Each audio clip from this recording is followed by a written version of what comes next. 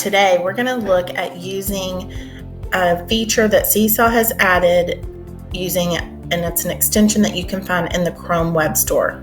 So when I go to my apps and I go to the Web Store, I am going to search, it's called Reflect in Seesaw. And when I search for that, you're going to find that extension here. And then you're going to click on the blue button that says to add to Chrome. And yes, you want to add that extension. And you're going to see now that that extension has been added to your Chrome toolbar up here in the extensions. Okay, so let's look at how you can use this. Let's say that we're doing some research or trying to show students something about the monarch butterfly. And we're talking about parts of insects, or we're talking about their migration pattern. If I come down and I want to take a picture of this map, or if I want to talk about, they can watch this video, but I can't snip that. But what I can do is, let's just say this right here gives me some information about the butterfly.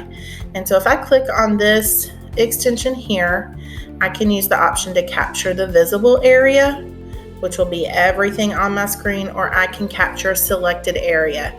I will be honest with you and say that as a teacher for kinder through second grade, I would probably just choose the first option to capture all of the visible area. And so then it just kind of takes that screenshot. It's going to automatically upload this into their Seesaw journal. Okay, so now they can use any of these features. So they can use the text box and say, and type something about butterflies.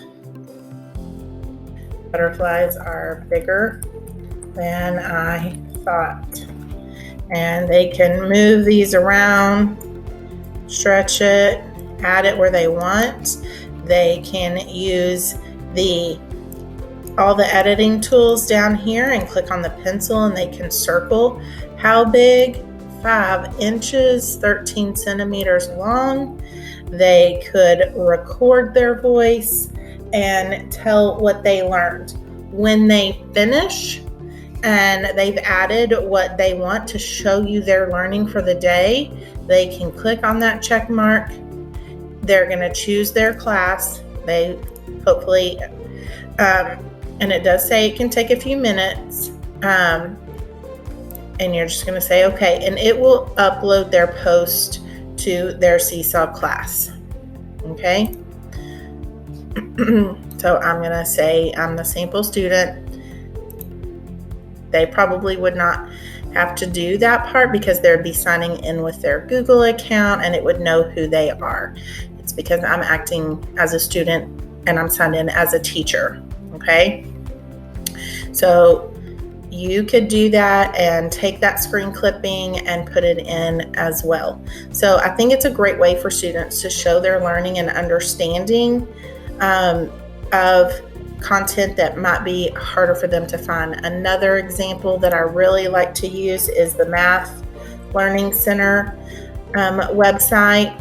And so from here, when they click on math apps, if they click on these number pieces here, they could build a number.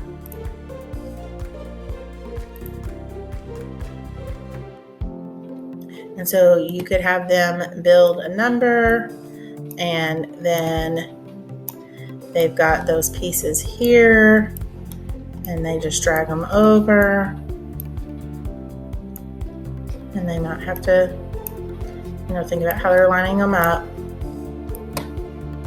And then they can click on that Seesaw extension again, capture the visible area. It's going to create it all in Seesaw, and then they could write how many hundreds, how many tens, how many ones. Whoops, and I was clicking on that eraser.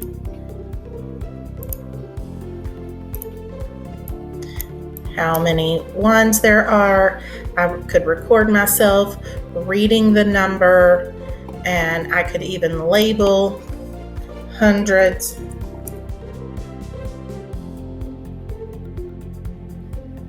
Do another one, label it tens.